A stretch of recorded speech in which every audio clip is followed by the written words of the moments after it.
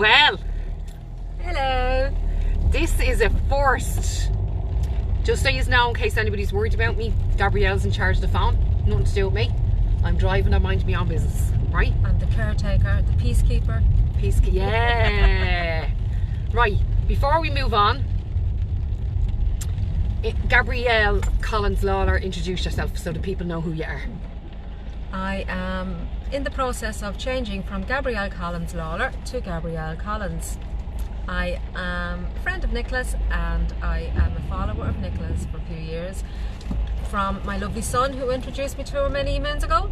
My event husband. Yes, and I got the honorary title of the event nanny, which... Charlie's nanny, yes, Charlie's event nanny. yes. So she's my event mother-in-law. So we go to events together. Family carpool. Yeah. So we generally travel together when we're going to events. Yes. Now, I didn't think I was going to say this, but can I critique something that you just said? Yes. Would that be okay? Yeah. You said I am a follower of the page. Supporter, sorry. Thank you. Because supporter. I don't want followers. Yeah. I want people who support me, support the work, and go off and pave their own paths. Yes. Right? Which is exactly what I did. Yeah. Right, and this is exactly what she did. I don't even know where I'm looking. There, is that where we are on the camera? Yeah. Okay. Where is so, the camera? Down here. Oh. So okay. Gabrielle is in business herself. Gabrielle, take it away. I have my own business and it's called Turning Point. I do counselling, coaching, and I am a logo synthesis practitioner, which works based on your energy, where your energy is stuck. And I simply ask you a few questions. How do you suffer? What makes you suffer? And then we work on that. There's no need to go into the past about how you felt, what happened, what he said, she said, I did. Yeah, swimming around in the pool of madness. And sometimes it's irrelevant because it's agreed. how you're affected. Agreed. Yeah, it's how you're affected by whatever. I never heard you saying that. I'm so glad you said that. Really? Yeah, because that's what I say. Really? Yeah, we don't have to swim into this cesspool of madness. No, you don't, because you've lived it. Yeah, you've already. Why are we living for it again? Yeah, and all you're doing is triggering the feelings that you're trying to get rid of. Yeah. So it's pointless. Yeah. Unless you want to tell your story, because sometimes that is very important, that people need to be heard. Absolutely. Because nobody listened, and that's very relevant. So for where logo synthesis comes in is when you have built up trust with the person that you're working with, and you allow them then to lead you into the logo synthesis process. Brilliant. Which is quite painless and very, very productive. Brilliant. Yeah. So that's what our Gabrielle does. And the purpose of this live stream is that there's generally more than Gabby and I in the car. There's generally Barry, there's generally Karen Saunders, and we had a newbie last month. Andrea, yeah, she got thrown in at the deep end. I tell you, she came into my house on a mad day. But and only delighted she was. Madness in the car and all, right? Yeah. So we normally have a full car when we're going to events, and there's always really good conversation. We always come up with solutions to the problems of the world. Yes, so am I right? Absolutely. Yeah. And this morning in our Unconditionally You page group, which is a private group, it's a complimentary group that I provide if you have attended one of my workshops. So in there today, there was a conversation about boundaries, and you guys know boundaries are my second favourite word. And do you know what my first favourite word is? However. No, it's my word. No. Oh no, yeah. That's why I said however, to make you say no. So, a conversation ensued about boundaries, and one of the members in there said, I don't know if she said suffer from, but it was something along those lines. I'm paraphrasing now. And she said, I still struggle with peacekeeping, with keeping the peace. Right? Now, that conversation couldn't have happened at a more perfect time, because one, I did 2 videos on false peacekeeping, right? It's one of my favourite topics to discuss. Oh my now. And a couple of years ago, Gabrielle saw one of the videos, the first one that I did, and she loved the topic and she loved the way that it was phrased. Yeah, false peacekeeper. False peacekeeper, right? So I said to myself, what timing. This is just perfect timing. Divine timing. Divine timing that Yeah. I'm going to have Gabrielle in the car today so we can have this conversation and discuss what being a peacekeeper is, what being a false peacekeeper is, and Gabrielle's take on it, okay? So, Gabrielle, you explain to the people in your terms, what does being a peacekeeper or a false peacekeeper mean to you? Okay, so my first time that it really hit me was actually at Warrior Women. Okay. And you mentioned false peacekeeping. Yeah. And I literally nearly dropped off the chair. Right. And I couldn't really understand why. And when the event was over, I realised that I'd been living my life as a false peacekeeper 100% all my life. And I didn't have a name on it because I was saying that it was because I was afraid, and I was afraid of this and I was afraid of that, and mainly I was afraid of your reaction. And one of my biggest fears... Now when you say your reaction, you don't mean mine. No. You mean other people's. The other person's reaction. Let's yes. just be really clear about that. Sorry about that, Mrs. Well, in fairness, I could go into my false peacekeeping if I was afraid of your reaction. Yeah, you could. You could.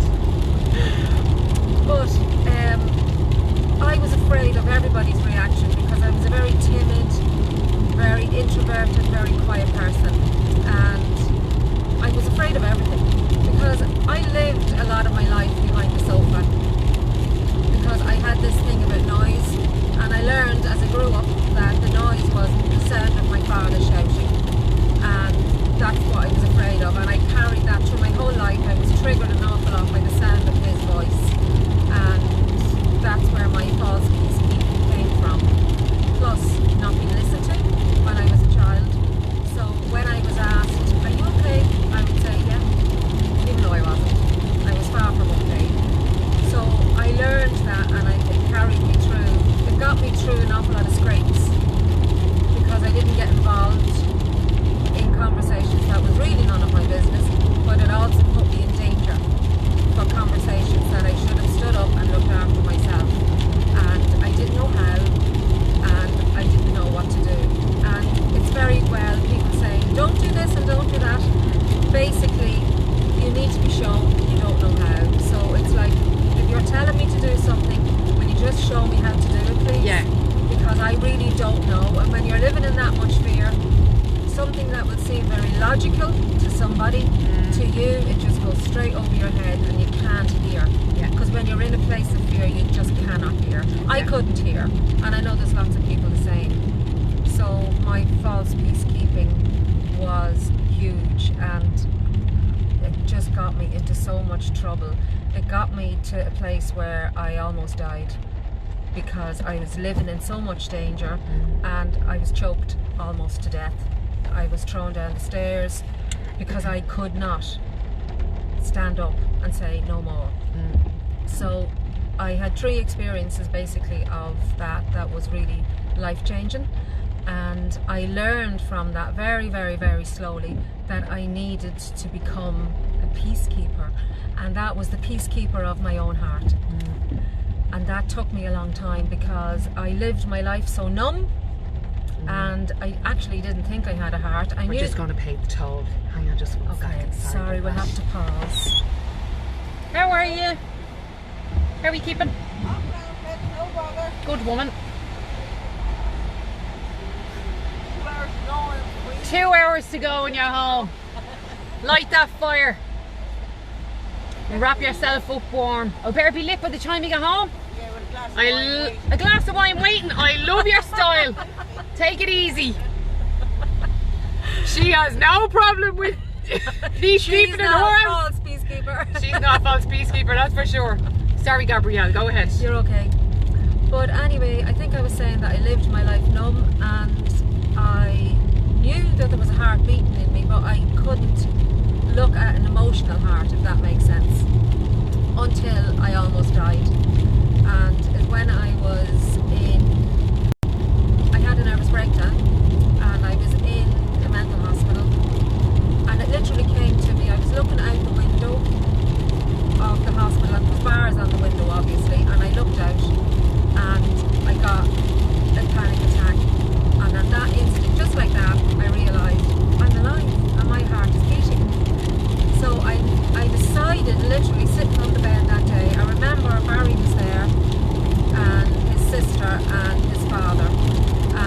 remember talking to Barry about that we were going to go play pool and things like that, which never manifested.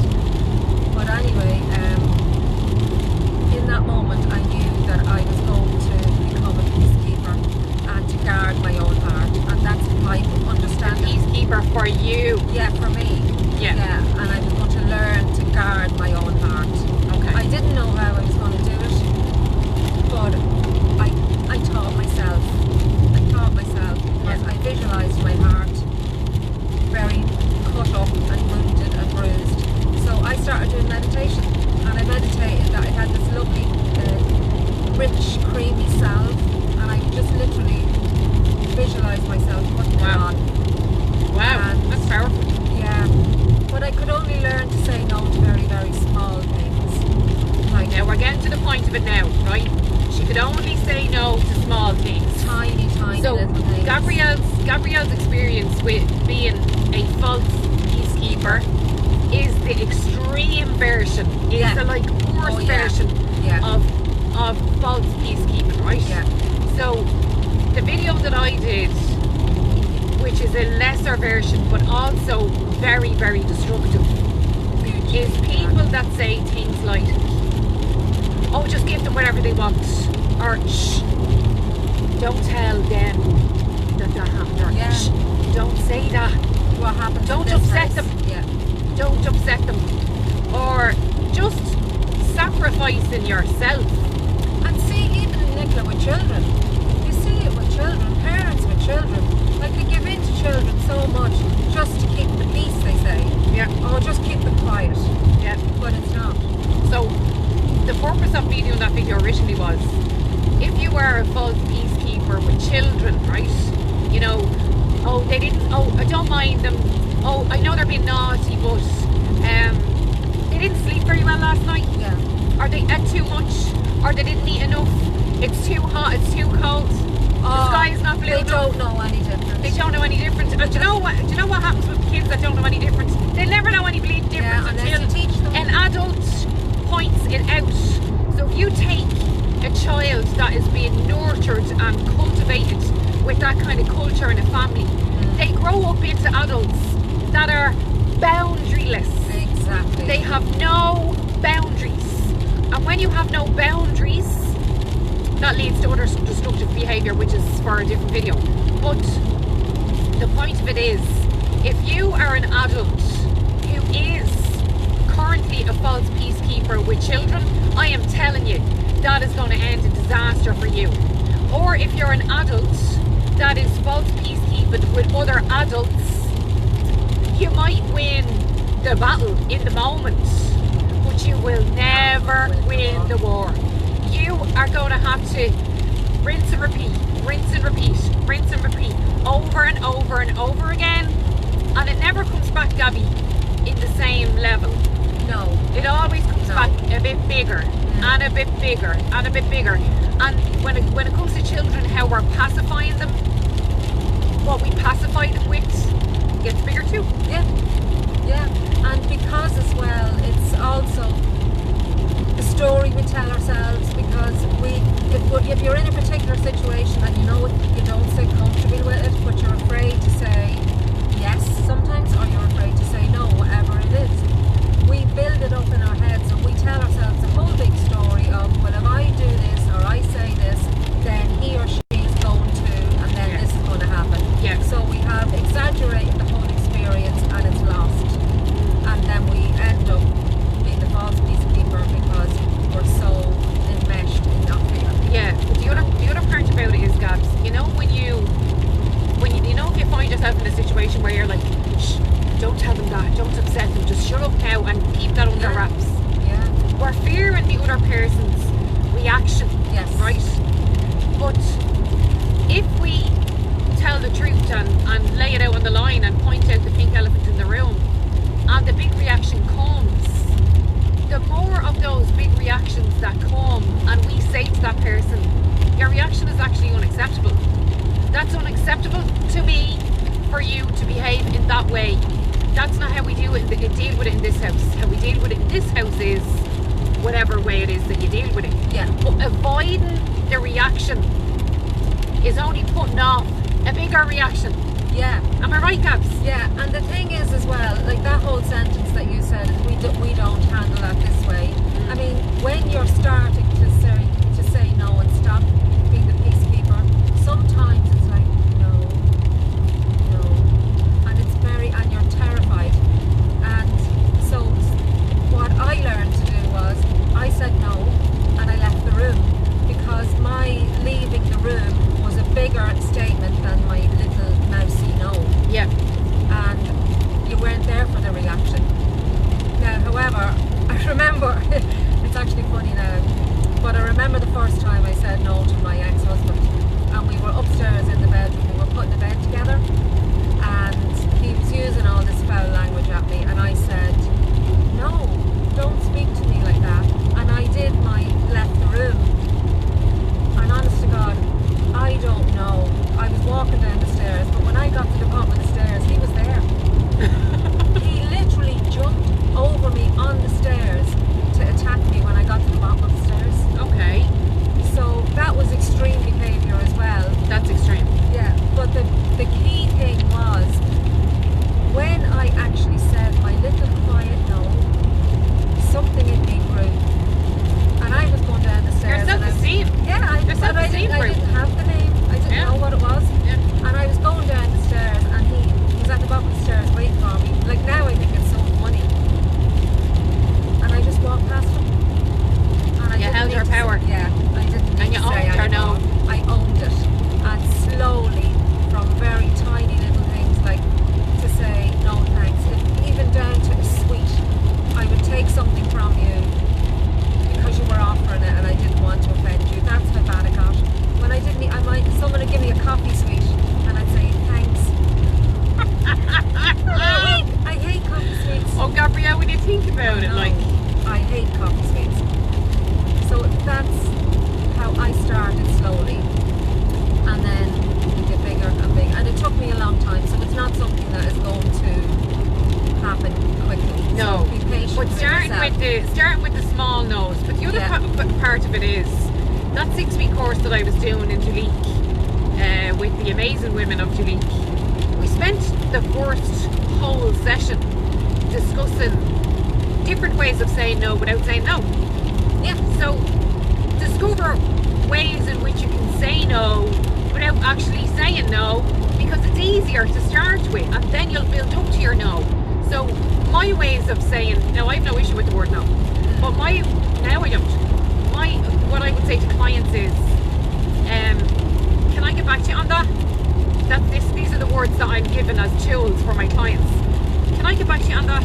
Or that doesn't suit me right now, or not right now, or do you know, maybe another time.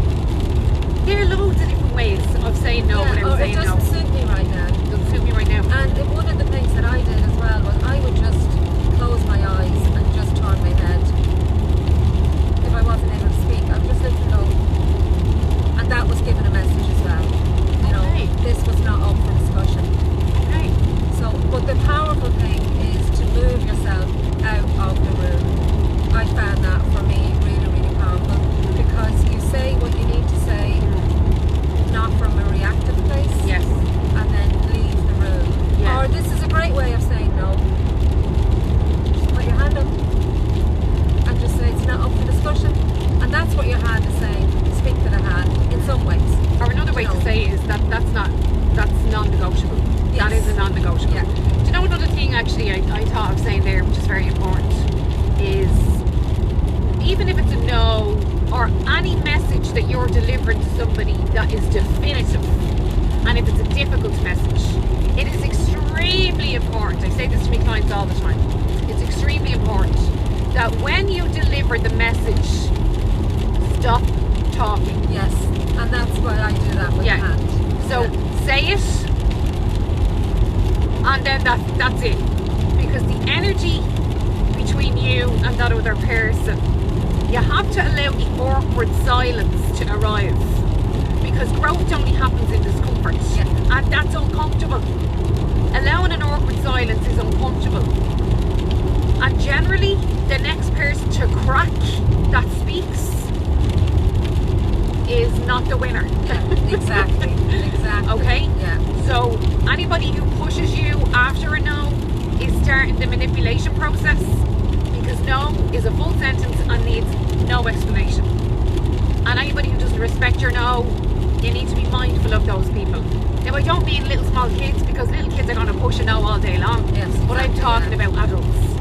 But I have to say, Gabrielle, those women in Duleek, they're telling me stories every week of how they're using the word no with people that they've never used the word no with before. Yeah, and it's easier to do it with a stranger. But Yeah. I'm doing my workshop in Duleek as well. Are you? Yeah. Brilliant. Oh, that's fantastic. I hope you have some of the ladies that I had Oh, I don't know. out that way. I don't know. So listen, have we anything else that we want to say about the false peacekeeping, or is that enough?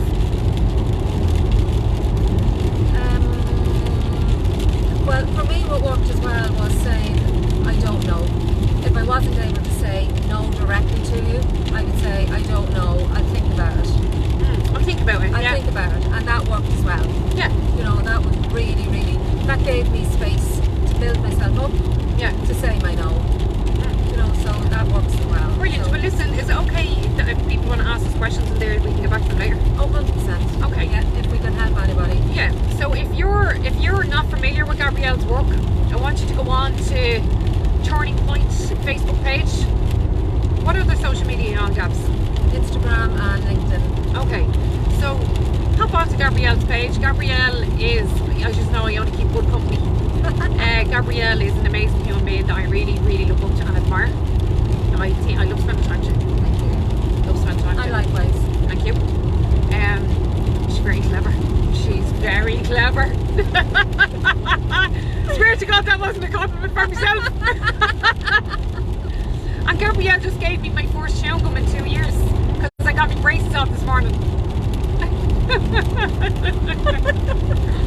Right, so listen, take it easy guys.